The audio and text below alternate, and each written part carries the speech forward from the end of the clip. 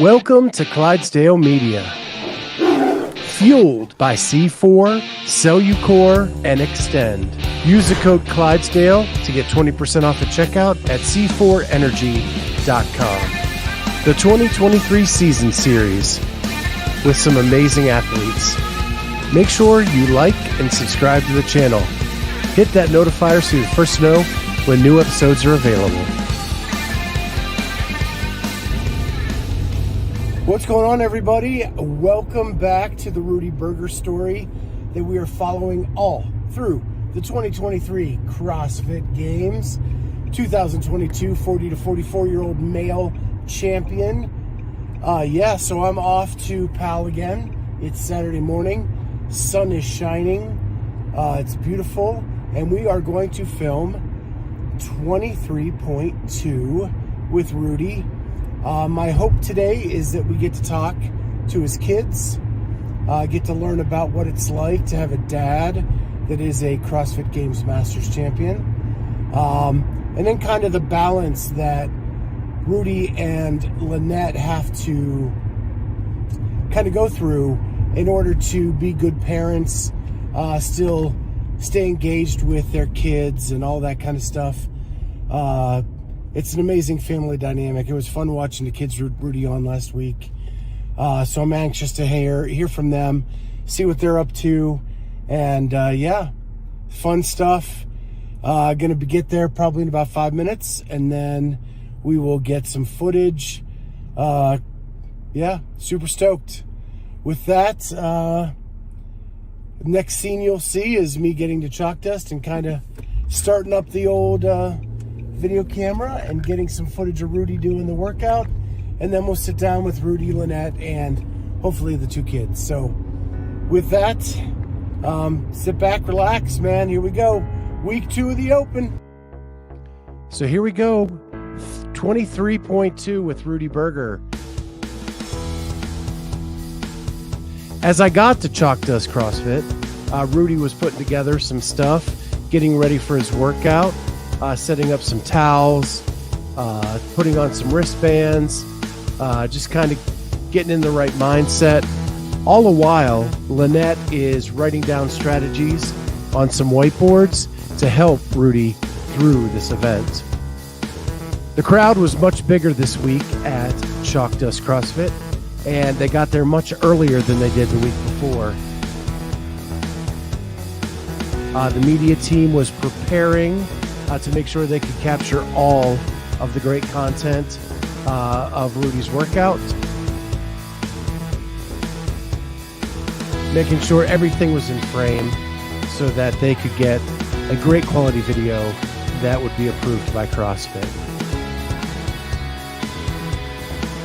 Then Rudy did some warm-up sessions, a couple shuttle runs, a couple burpee pull-ups, looked at transitions, all while Mike and Lynette were looking on to make sure Rudy was doing everything he needed to do to prepare for the workout. Finally, the most important part, as the Mind Trust got together to make sure Rudy had the right music playlist.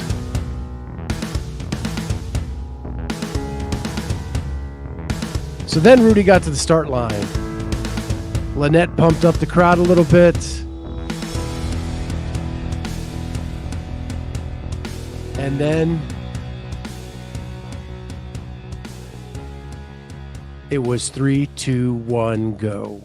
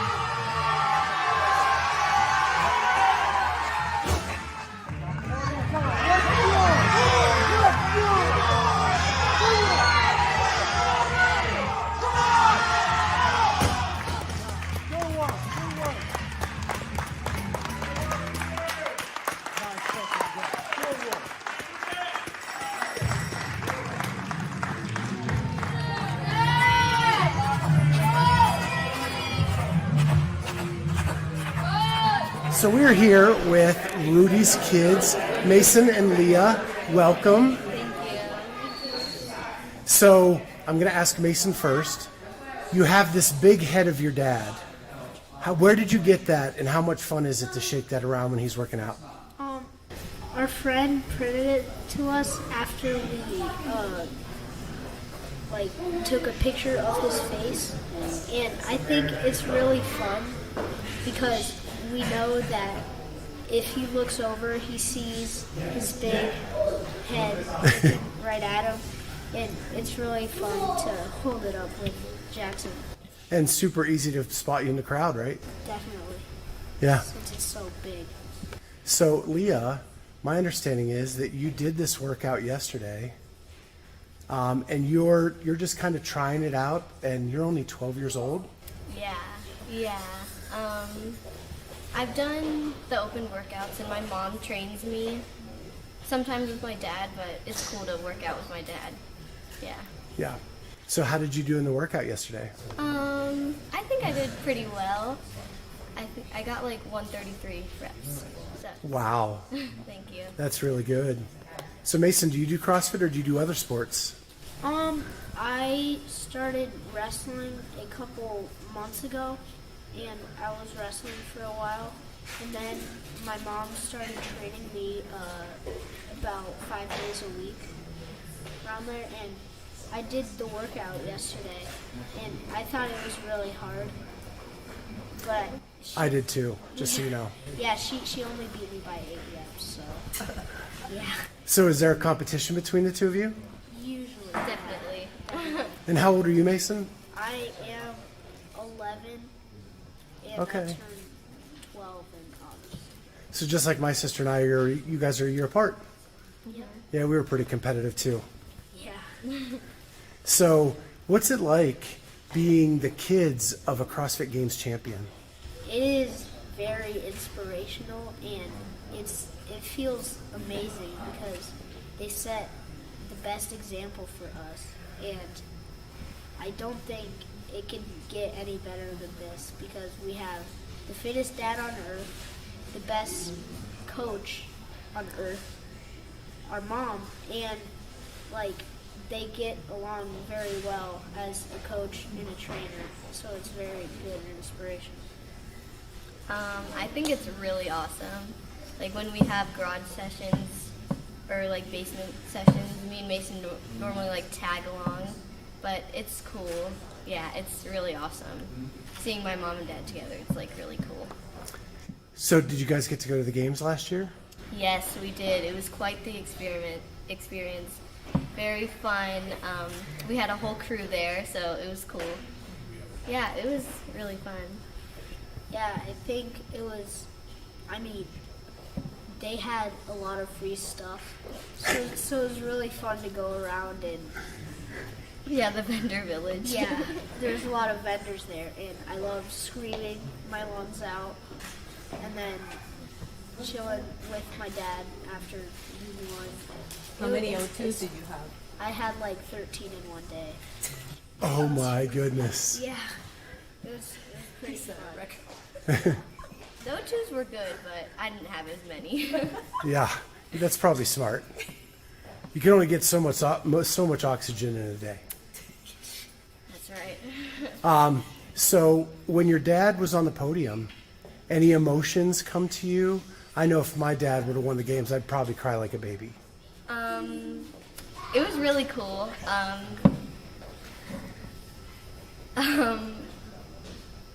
We were actually shopping during that, so we missed the ceremony.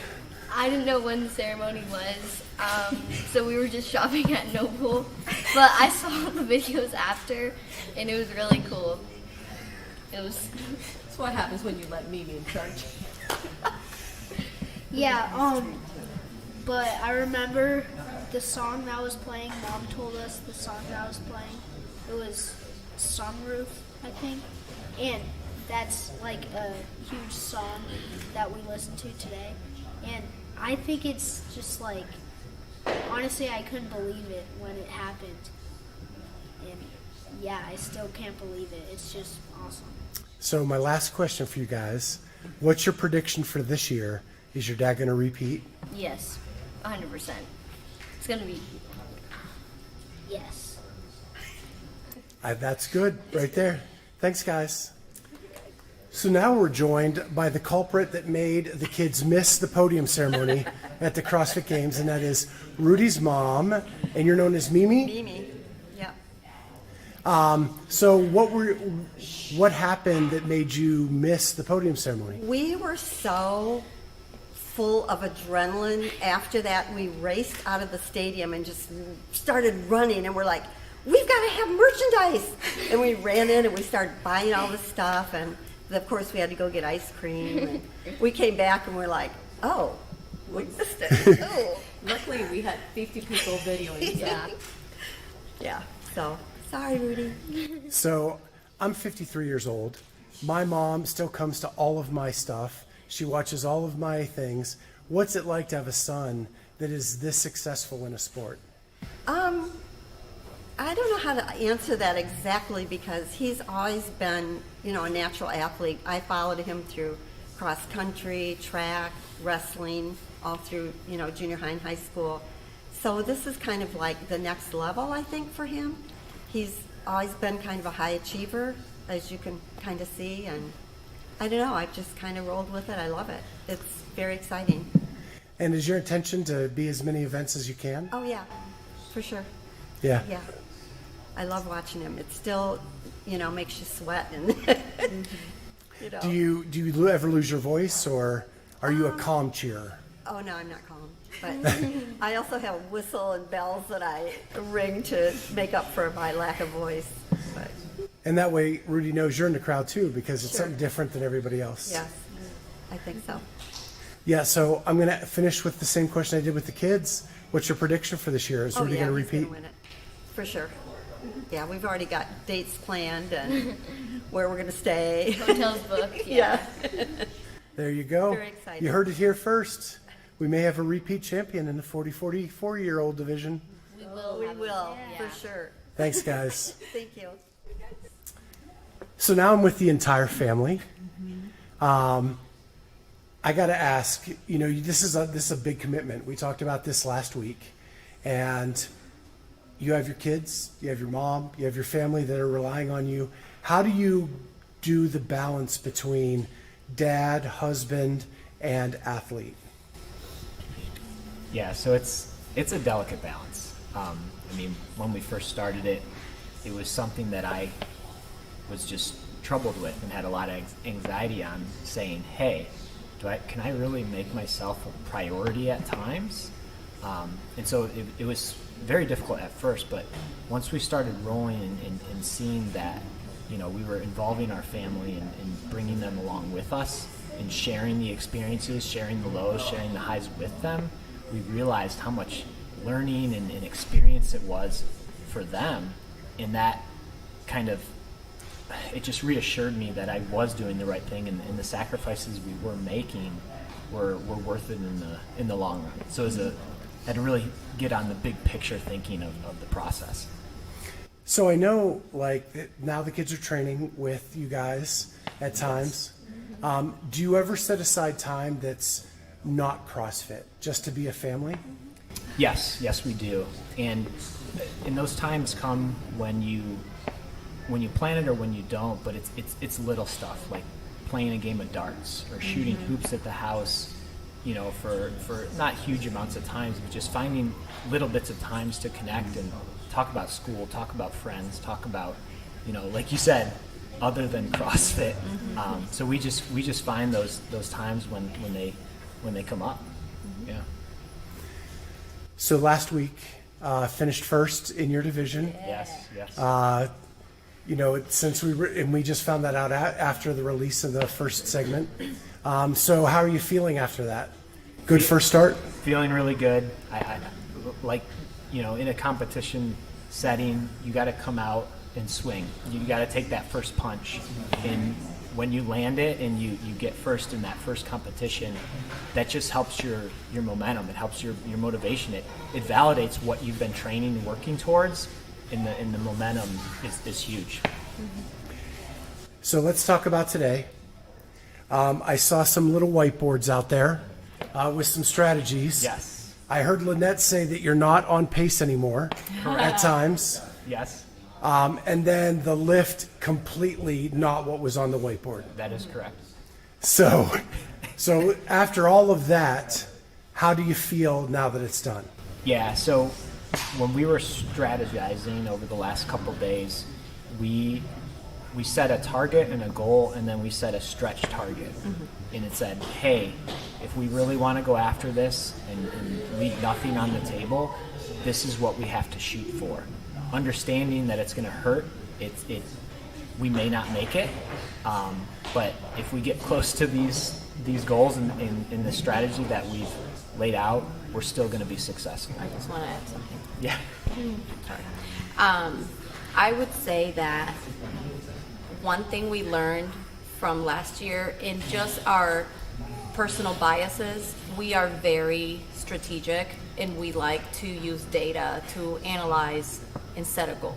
Yes. One thing we're trying to do is to be a little bit less strategic and put ourselves outside of that comfort to just say, okay, do you think you can do this? Then let's shoot for that and try to ignore what our spreadsheet is telling us. And so we're trying to put ourselves a little bit outside of our comfort, which then makes those targets a little bit more aspirational. But like you saw last week, it was something that worked out. This week, we were 3 reps short of that goal. So, I think that is a great exercise to kind of build into our training and how we approach workouts. Because if we stay in the safe zone or where we feel comfortable, we're never gonna test, honestly, failure. And that's a big part of training. Yeah, and just to add one more thing, I think workouts that have an A and a B part are a very good test of your resilience and not being shaken by the result of that first one. I know that first one I didn't make my goal, but I reset and said, all right, part 2, let's You have a new opportunity. I have a new opportunity. I So would- that's a very good lesson learned. And also, based on my data comment earlier, we didn't have much data on the thruster. So a lot of what you saw on the board was like, well, this is probably something you could hit based on the number we have from 19. So 2019, yeah. So yeah, no, we try to measure effort, we try to measure executing the plan, and then we go back and say, what did we learn? And how can we incorporate that into the next training piece and the next workout? So I did this workout yesterday. That 5-minute window is way shorter than you think it is. Did you learn anything by that? Because when I was doing it, I thought, dang, I never do heavy anything this back to back. Yeah, so, one thing that came to mind was my experience in the semifinals last year. We did all the wall balls. Death by wall 250 some wall balls, and then we had a 5-minute window to hit a max clean and jerk. And during the competition, I PR'd my clean and jerk. So I knew that within a couple minutes, I can recover enough to do an explosive lift if I really have to. Yep. So that gave me confidence. It's like, okay, I've done this before. Yeah. And your thruster today was a PR. Yeah, it was a PR thruster, definitely. And they did not look difficult, like until you had to rush that last one. I think you just didn't have enough time to get back at it. Yep. So you're over the midway point of the Open already. It seems like it just started and you're already past the midway point. Yeah. Feeling pretty good going into the last week?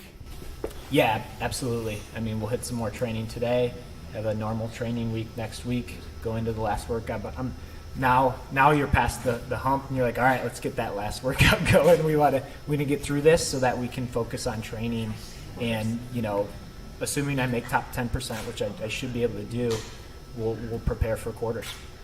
Awesome. Well, as always, guys, thank you so much for having me here. Thank you. And allowing me to do this. And next week, we're going to focus a little more on the community and the people who come out to support you.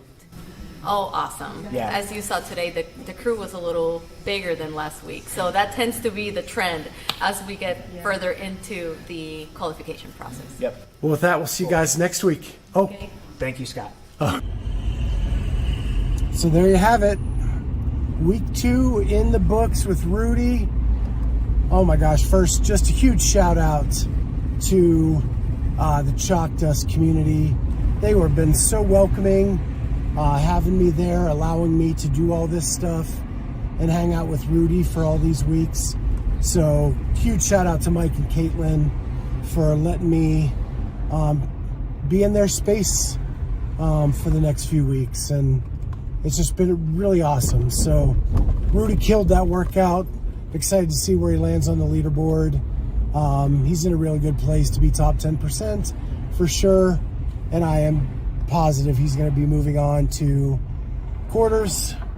So we also have talked about doing a day in the life of training where I just kind of follow him for a day to see what his busy life is like. So I'm excited to do that as well. The kids were awesome. Mimi was awesome. So cool getting to know the family that supports these athletes in everything they do and the sacrifice they make for these athletes we love to watch. So with that, 22.3 coming up next week, but 23.2 done this week, 23.3 next week, but 23.2 done, ready to move on, and we will see you next week on the Clydesdale Media Presents following the athletes of the 23 CrossFit Games season. Bye guys.